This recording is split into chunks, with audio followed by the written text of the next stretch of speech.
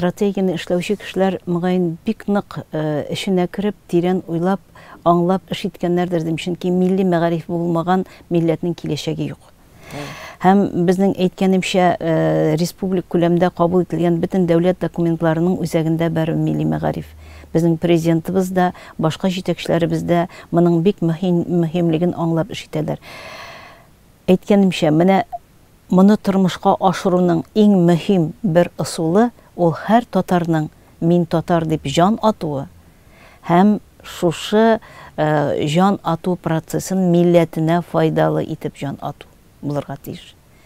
Ниндидер үзенең шәхси мәнфәгатеннән чыгып кына түгел, ә бәлки милләт өчен мин нәрсә эшлим? Татар милләте киләчәктә нинди була? Безнең милләт бүгенге көндә без әйтәбез, республиканың ул дәүләт теле дибез, ул титулы тел. Ләкин әгәр дә без битараф булсак, әгәр дә шушы стратегиядә һәм башка документларда каралган карарларны һәр кеше үзенең төп вазифасы итеп, үтәүне вазифасы итеп алмаса, без титулы милләт булып та телебезне югалтырга мөмкин. Шуңа күрә документлар бик вакытлы кабул ителеп барылалар һәм һәр татар менә бу документны өйрәнеп, укып, нигезен төшенеп, аны ниндидер бер кагаз итеп кенә карамыйча, ә бәлки һәр татарның бурычыдыр аларны өйрәнү һәм аларны тормышка ашыру юлы турында башлау. Башта миннән башларга кирәк. Без яратабыз тирә-якны тәнкыйть итәргә.